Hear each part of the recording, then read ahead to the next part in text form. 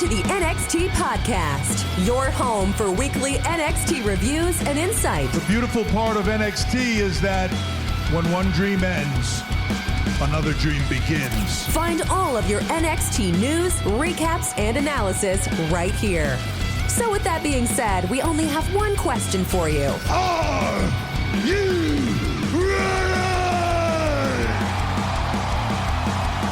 We thought so. Let's get the show started right now.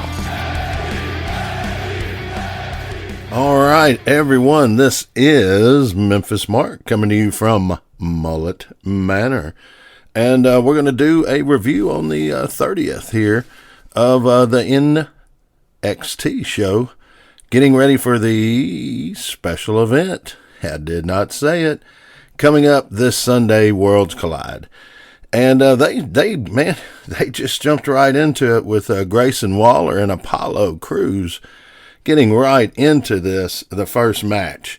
And it was a great match. And the theme of the night seems to be old-timers coming back. You remember when maybe you were in high school and a kid that had graduated and come back like his second year at college, and he come back like he was something.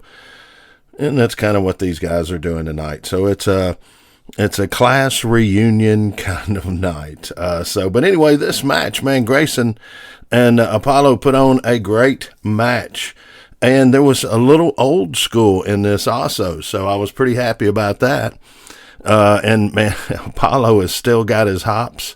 Man, at one time he did a standing suplex with Grayson that was, I'm sure it wasn't a minute, but it was close enough to make you think it was a minute, and that seems to be a little bit of a theme, along with screaming. What's up with everybody going, ah, and all that? I mean, I understand one or two people in a night, but it's getting a little carried away. But anyway, this match was a good match.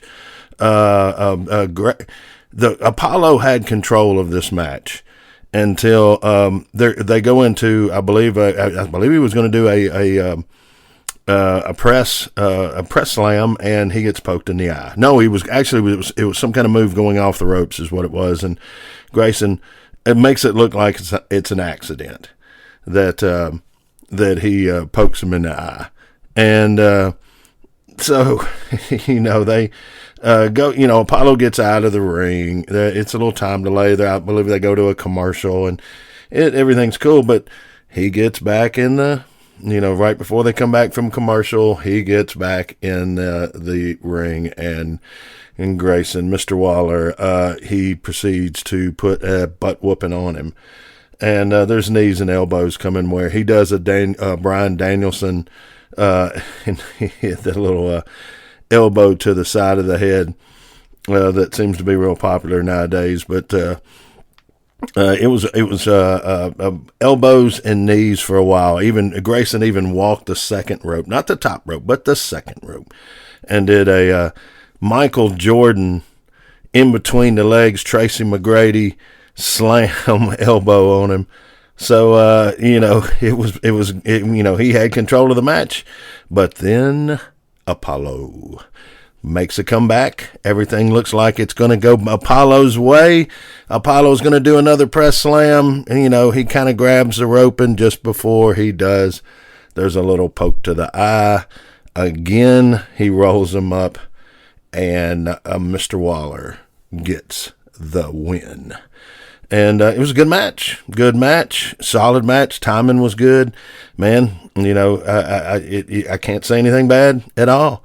We go straight into a little promo with Miss Satomura, Miko Satomura, and she explains that she's not a newcomer. She's just a newcomer to NXT since she's been with the European title, that is.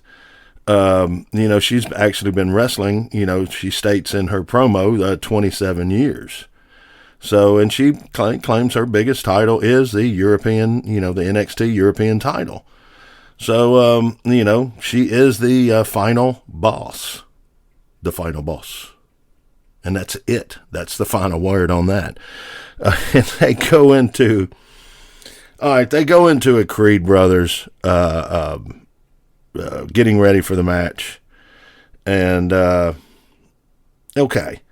I can't say anything bad about this setup here. Okay, I'm sorry. I was reading a little bit of the notes. But, yeah, they go into a promo here. And it's DK and the Creed Brothers. And they're talking and they're getting everything. And then you get Roderick Strong comes in with, he's trying to prove he's got something on his phone he wants everybody to look at. And then you get Paxley and Ivy Nile that come in and, pretty much they say to the Creed Brothers, stop being petty. And that's their little promo. Good little promo. Everybody solid in there. So, and then you go to Braun and it ends up being Finn Balor, the man, the myth, legend. And he is there to give, and this is the reoccurring theme that I was speaking of earlier. It's the old, the guys that were champs and are coming back to tell them to unify the belts. Unify the belts. Now, in the old days, that was a big deal when you had somebody would buy a territory and they could use that for a month. They were unifying the belts. Always going to be a big tournament and everything like that. So that's Finn telling him, look, man, what did he say? He said, never underestimate the moment and your opponent. Pretty strong advice. And then they go straight into the ladies' champs, Caden Carter and Katana Chance. And they're going against Ivy Nile and Tatum Paxley. And so that match is a solid match. And, man, I don't know what NXT is doing with some of this young talent as far as getting them in shape. But Zoe looks like $1 million. And then Ivy's always been in shape because she, of her background. But, man, she looked solid. She's got like the 18-pack going on there. And all right, the ladies champs are good. They wouldn't have the belts on them unless they have moved up that far. And I've seen them move up, and I agree totally. But man, Ivy and Paxley look good, but Ivy really, really looked good. Her Dean Malenko mat work was good. The champs, they look like the old Midnight Express, the way they were doing moves off the rope, doing spring moves. And man, they look like they're polished, like they're supposed to look. They're the champs. And, but some great work. Let me see here. Oh, and this whole match, also the theme of it was that Toxic Attraction was watching, so they go through, and here is something that was bothering me on this, and this is where it started. Well, yeah, this is pretty much where it started. Vic and Wade Barrett there, overselling. Yes, you want people to subscribe to the Peacock Network or whatever platforms they're using for this, and I agree that you should. They're both professionals, and normally, man, I think the banner between both of them is great. I think that they do a fantastic job. But today, when these ladies were going at it, they were over-talking them. They were talking about Toxic Attraction the whole time, or something else. But this match was a banger match. These ladies just wore it out.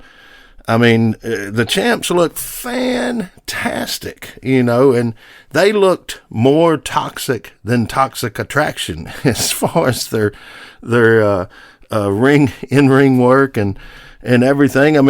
It was a great match, and Toxic, of course, has got to get involved, and it causes, a distraction. They go after Ivy, and then the next thing you know, they're getting rolled up. The champs are rolling them up for a pin. But, well, okay. And anyway, this is what it was setting up. This whole thing is they end up winning, and the champs go into a little bit of a promo mode. And they're pretty much saying, hey, we've done beat everybody, and we're just going to have like a tailgate. They didn't. That was what they should have referenced. They should have just said, we're going to tailgate. But they said, we're going to party in the parking lot instead. And then you hear, which I thought it was the Viking Warriors, but it was a dewdrop. You hear this, and it's Dewdrop coming out. And, of course, she's got her sidekick, Nikki Ash, almost a superhero. And they come out, and I really liked Nikki back in the day, but just, all right. But Dewdrop, did some good mic work, and they said that pretty much they wanted a title since they didn't have a match, and they were going to, have a match at Worlds Collide. They did the little friendly shake at the end where they kind of pull them a little closer and where they're kind of like whispering going, from our view, it should be, we're going to whoop you. We're going to take those titles. And in all actuality, it was probably, you want to go get something to, eat after work, after we get through here or something, But that match was good, man. As I said, these ladies just kicked butt. And for them to be talked over about a tag team that's trying to break into the main roster, which they looked okay when they were on there, but they didn't. It wasn't their most shining moment, And Dewdrop's kind of got that badass attitude, I like the persona she's taken. Now Nikki, she could do something. I don't know what. But the champs looked fantastic. Now I'll tell you what it was when the champs went to walk away. The ladies pulled them back together. That's what I kept thinking. I'm leaving something out on this. But anyway, they go from there. They go into a Kiana James promo. And she's in some big office building, KJ on the desk and all this stuff. It's like she's a big-time businesswoman or whatever. She's explaining that pretty much Zoe is a liability. She said she was so beat up from the last matches and everything. And, of course, she smacked old Nikki Lyons upside the head, I believe, with that purse, too. So, she's got the loaded purse. Back in the day, you had Randy Orton's dad. He would have a cast on his arm for like 4 years. So, Miss James has got the loaded purse. But she's setting up for the match coming up later on in this card. And they go to Joe Gacy and Dyad doing a promo. And, of course, they're still talking about Cameron Grimes. And I got you. I mean, I'm not hating. But they're really pushing this angle pretty hard, trying to make, him become part of the flock or their, whatever they call. Oh, wait a minute. They used the word, schism. Yeah.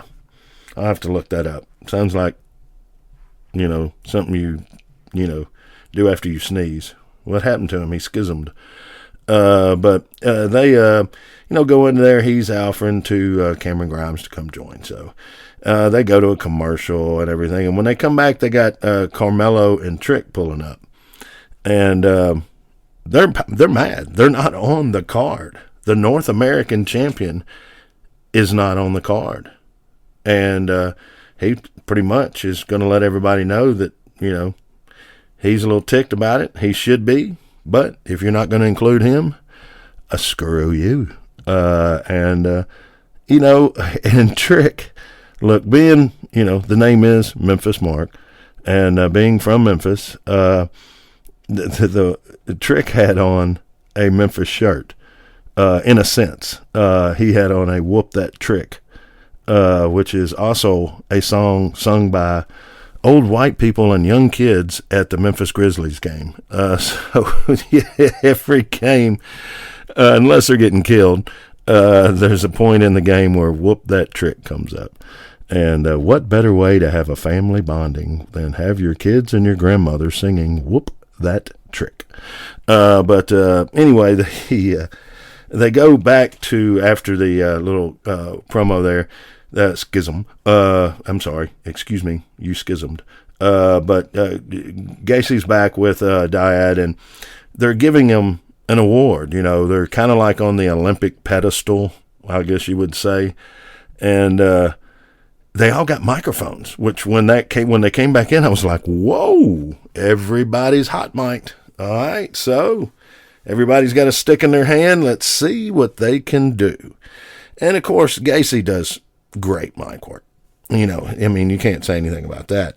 And, of course, he's still offering them to come back. But he's going to reward Dyad for beating, or winning the last match. And so I'm expecting, maybe an award like a medal, since they were on the Olympic pedestal type. You know what I'm talking about, the gold medals up here, the silver medals out here, and there's one more step down. But no, he walks over to a bistro table with a real cheesy velvet cloth on it, and he's got some happy, the little smiley face, the yellow with just a smiley face, as simple as it can be, and he gives them both a pin, a smiley face pin. And I mean, what more could you ask for? And then Dyad gets to do a little thank you, thank you. Mr. Gacy. I mean, just, schism everywhere. So they, that threw me off. I had a little schism attack. So they keep talking about Cameron. So, you know what's going to eventually happen. You're going to hear that music, which I like Cameron's music. I'm sorry. It's got a little, I thought they would have modernized AJ Styles' music by now because of some of the lyrics in it. I thought with everything else in society going on, I thought maybe that. But no, everything's cool, so that's great. But before Cameron comes out, what brings him out is they've got a picture of him on like a bar stool in there, and they're talking to that. So why just talk to a picture when you can throw the Grimes meter up on there, the stock meter up, and see him going to the top? But he does come out kind of dapper, but very somber.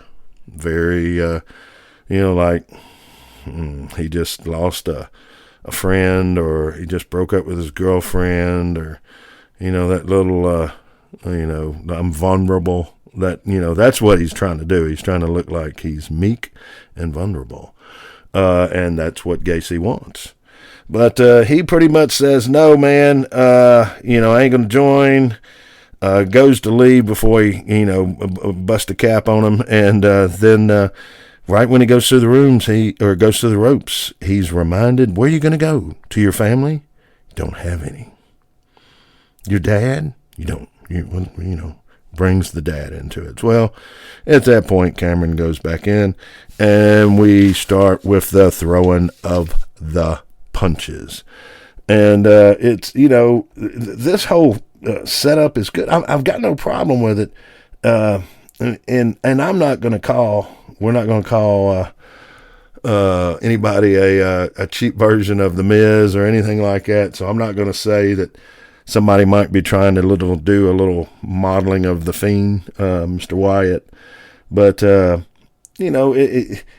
he's got something good there. I just think that they need to do a hair bit more with some other people or something like that. Him controlling Dyad after, Cameron pops both of them, and, they get thrown out of the ring, and then he stops the retaliation. Like, I'm giving my heart to you. I'm trying to show you. It's just getting a little too much. So from there, they go into a Rox. Oh, yes, that's right. They go into Roxanne Perez, a video of her out on a beautiful lake. I hate to say that it looks a lot nicer than Mullet Manor on the lake there, but I mean, they're in a beautiful spot, and of course she's going on again about we won the titles, and we were on cloud nine pretty much, and then she turned her back, and then I had a chance to get her after she hit me with the belt and cost me everything. I had a chance to get her with her own, cane, her own stick, and I just couldn't do it. I just couldn't do it. And then what happened? She gets her butt whooped by her with the stick, and the lesson is learned. And, they're setting up for the show, and I hope that after this we are done with the whining videos there, or the whining promos. I think we've had enough of that.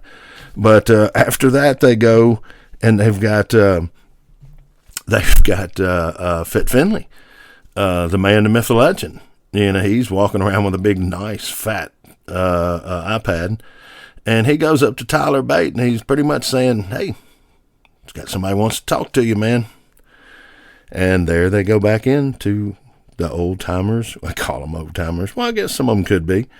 And some of the SmackDown and the Raw roster guys come back and say, well, who is on the iPad? Who is on the iPad? Because if you hadn't seen this, you don't know. And if you have, then you don't really care. But it is a Butch.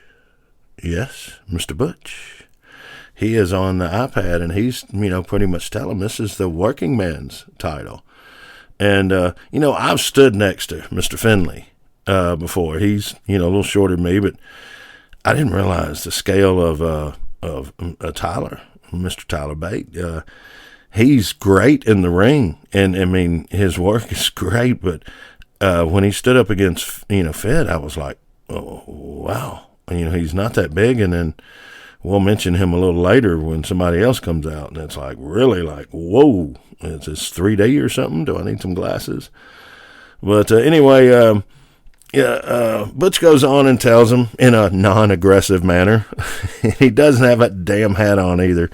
But he goes on to tell him, man, it's the working man's belt, the hard work that goes into this belt and everything. So win it and unify it with the European title. And then they go into a mixed tag team match. You've got the champs. You got Brooks and Josh. You got Mr. Jensen and Mr. Briggs, and they've got Miss Henley with her, Fallon.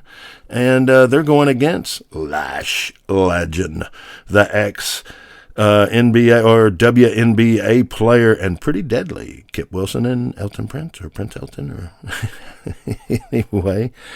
And man, look, pretty deadly. Some people kind of get down on them. They carried a lot of this match, somewhat. I mean, they are just that good. And Lash is getting there. She showed me some progression and showed me that she is moving forward. Miss Henley, definitely is getting better, but at one point, Lash has got her in, like she's going to go for a fall away slam. So she's got her up, off the ground, of course, vertical, and, like she's getting ready to pick her up and either slam her or do a fall away, and she just rums her head in between the ropes. Like it doesn't really do anything, but I'm guarantee if you were live, that would look cool as hell. But this match is pretty much at the start of it is Lash is controlling the match and doing a little whooping. And Henley is good. She has her moments in this. She does she ducks a couple punches and then takes Lash over the top rope and does a little dive out onto her, and Lash does a great catch. But she comes up hollering. I mean, I understand somewhat of it, but you don't just keep hollering. I mean, I wonder if people just walk around like they're at Subway or somewhere and somebody goes number 42 and they go, "Wah!" I mean, I don't know. But anyway, when the guys get in there, they start pounding on like, get me a guy in here. And of course, Miss Henley has to put a little slap on Pretty Deadly, and the guys, when they go at it, of course, Pretty Deadly's going to put on a good show, but man, the champs are really looking good, and they're just so big and thick. Like Gunter. Gunter looks normal for his size. He just looks like a normal size person. And that's what these guys are too. But they happen to be like 6'6" or 6'7" or something like that. They just normal size for that size. And, man, they did some great moves. The knee drops or whatever that they constantly did on Pretty Deadly, I thought was pretty good. And I want to also thank Mr. Jensen for not wearing the jorts. He didn't wear his tribute to Stone Cold, his jorts with his boots. So that was pretty good. And at one time when they had thrown Pretty Deadly over the rope, they're setting up for somebody to go over the top rope, but they get Pretty Deadly over, and then they scoop Lash over, and then the way they scooped Miss Henley up and threw her over. They didn't pick her up and sling her. They didn't do any of that stuff. They kind of scooped her up and took her over on the crew outside. And they, of course, did a great job. But this match was a good back and forth match. What do we have here? Let me see if any particular notes I got here. Anyway, it was a great back and forth match. The champs showed me a lot more because Pretty Deadly has proven their point. They could be called up to they're AAA and they're hitting 375. They're close to being called up to the big time. At one point in time, they've been working on the champs on I believe it was Jensen. They've been working on him constantly. Yeah, that's what it was, because he's used to wearing the jorts, so I guess his boots weren't prepared for the extra sweat. They were getting, I don't know, but anyway, it made his boot come off, and he was able to almost get the tag.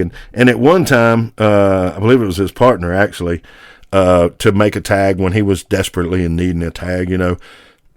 One of Pretty Deadly is on his back, and he walks him over and makes the tag, which I thought was pretty impressive. But, man, when these guys in these purple and whatever outfits they get on, when they start rolling, I mean, it took me a while to get over those tops that the guys wear. It was just rough on me.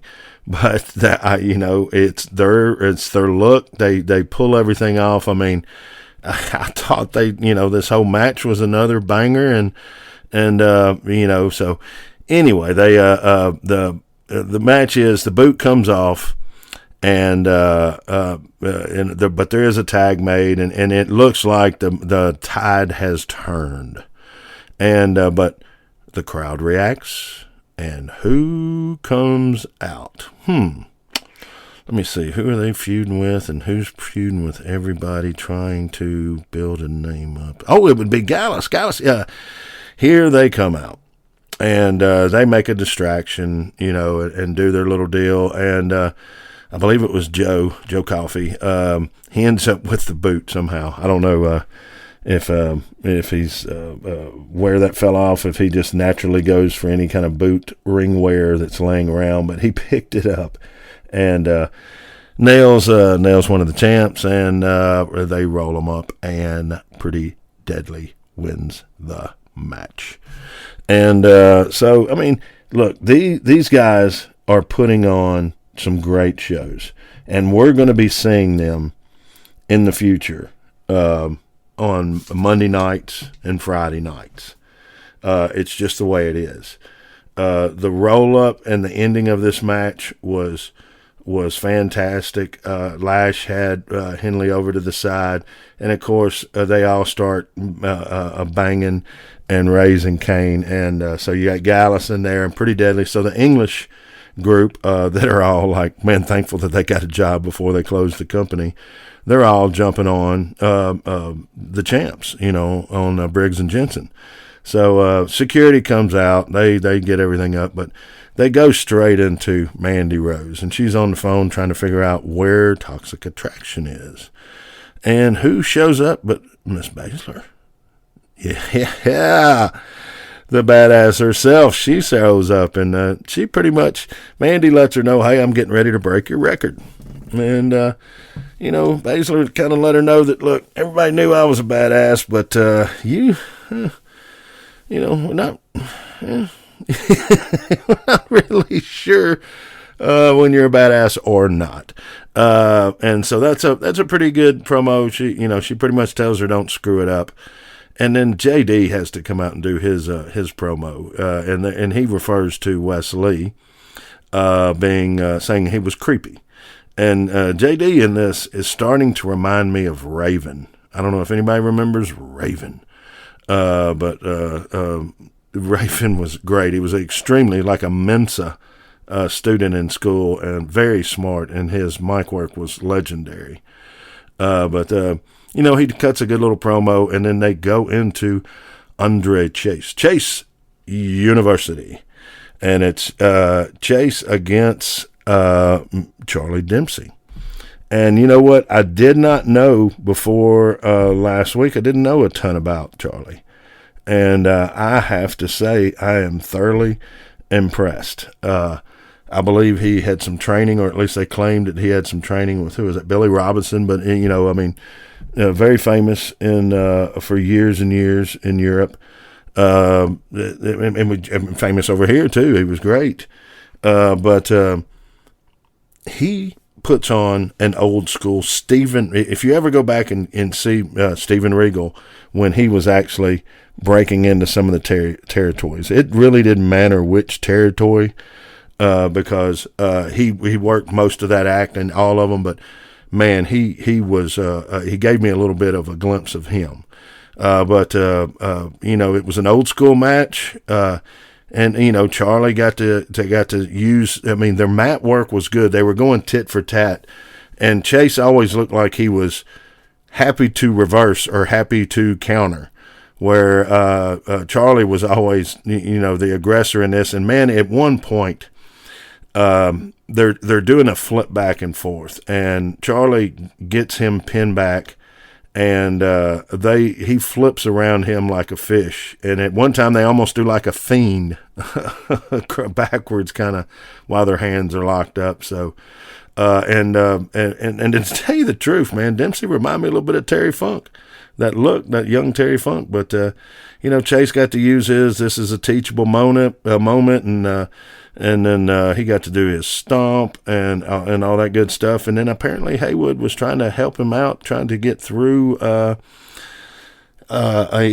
submission hold that he had on him, and it pissed Charlie off. And Charlie goes out and does a gut wrench suplex on him on the pads outside, knocks Haywood out of it, gets back in, and gets rolled up, and Charlie gets the win. So Chase University comes back, and look, I'm going to tell you, we haven't heard the last of Charlie Dempsey. This guy is going to be written into some good storylines. If they use him correctly, he is that old school Dean Malenko, that old school, just attacks you straight off. He reminds me a little bit. He could be tagged with somebody that could be like Ole and Gene Anderson, the original Minnesota Wrecking Crew. That was he could be. The sky's the limit for this kid or this young man. That's for sure. And they go. The legend comes out and does a Satomura. Does a little promo with Fire. And Fire says, "Just win." And she pretty much says, yeah, what the hell you think I'm not? And then they go into a Zoe Stark match. And I got to turn my pages. Got to turn some pages. Turn the page, because here I go. But Zoe and Miss James, look, when Miss James does a looked the part. Pretty girl, but I mean, her midsection, her legs look good. It looks like her cardio has to be good. Oh man, I forgot. At the start, the Fire, and they did their promo. They went to a commercial, and they announced that Zoe and Miss James were going to have a match. But I cannot forget that they had Tyler and Gunter standing there, and Gunter reminds him that they'd had like a 45-minute match back somewhere in Europe, and that European wrestler is depending on you. But Gunter is so much freaking bigger. But anyway, that was a good little. Gunter did a great job on that. But anyway, we'll go back. We got Zoe Stark and Kiana James, and as I was about to say, the fitness that they've got these girls in is just amazing. Zoe's, I've been ranting on her about how great she looks, and Miss James does too. But Zoe pulled off some Rey Mysterio type moves in this match, and at one point, man, Zoe does like a Kenny Omega going into the ropes. Here I go, that little thing he does for like the superhero, and it's a pretty good match. Right towards the end when Zoe's got her, she's pretty much, in the promo earlier, she was said that she was a liability, so she reminds her of liability, and Zoe wins the match. Then they'd go to a promo with Blair Davenport, and I'm really high on her. I think her in-ring work is great. Her mic work seemed pretty good there, but who's the old schooler that shows up? It's Rhea Ripley. Miss Ripley comes out, and the history maker herself, and it's a good little promo, and Rhea pretty much just tells her, don't screw it up. So then comes pretty much the last match of the night. They do a couple promos after this, but it's the Gallus, it's Joe and Mark, Coffee and Wolfgang, and the Creed brothers, and with DK, and I gotta say, man, Gallus, now that I've been watching them a little bit more and more, they also remind me of like a Ole and Gene Anderson and the Minnesota Wrecking Crew, but they also remind me of the Sheep Herders before they were comical. When they first joined and they were first around, the Sheep Herders were some violent, just, out of control type guys, and they were really, really good, but that's what they reminded me in this, and of course, my God, Julius and Brutus, man, they're beast. What they can do, is just, And for a Wolf, I think it was Wolfgang, was doing a hip lock or something, and Brutus landed on his feet. I mean, Kemp, some of his work on the ropes, just, wow. But then they've got Roderick Strong comes out with his phone, and, and so you got DK running out, stomps on his phone. There's distraction, and what happens? He gets rolled up, and then the match was good. Do not get me wrong, the match was good, but I just didn't like the end of that. And they do a couple promos right here at the end that are okay, and then of course after that you've got Braun and Ciampa. Braun's in the locker room, looks like he's just been watching the match and excited, and then somebody just sets a chair down, and it's Ciampa, and he explains to him how important to the brand and everything is, and then at the end, you've got a quick promo that they end with that's Mello and Trick out there telling everybody how unsatisfied they are that they're not in the I almost let it slip in. Special event. And they go back and forth. There's a loud boom, and who comes out but Ricochet. And Ricochet, they have words. Ricochet's mic work was okay. And of course he ends up having to put his hands on them, and they're setting up a match for Worlds Collide. All right, guys, that's pretty much, I believe that's going to be it. I was a little mad that they oversold, everything. I didn't like that. But other than that, banger show, great. And I can't wait to see this Sunday what we got going on. I was going to start doing some viewer emails. I got some very interesting ones. Very, to say the least, but I did get some ones that was asking for what kind of match to start off with, to understand some of the old school that I'm referring to, and I always have to go back to Old Reliable, and that is the Tupelo concession stand. It's bare bones. It's a great match. You can always go back and catch out some Bruno Sammartino or something like that, some older matches, and learn how it's jump in, or you can jump in the Attitude Era, just anything like that. So, just watch. So guys, that's going to be it on that. We're going to get out of here now. So always remember to rescue if you can, to spay and neuter. And this is Memphis Mark. And I am out.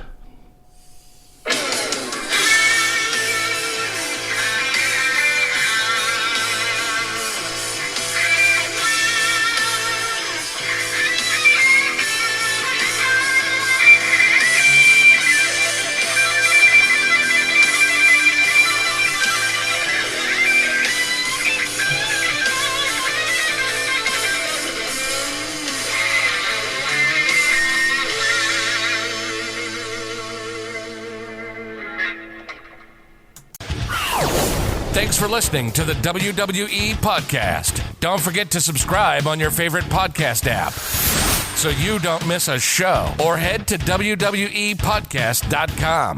And for all of these shows ad-free, head over to patreon.com/WWE Podcast. Until then, we'll see you next time.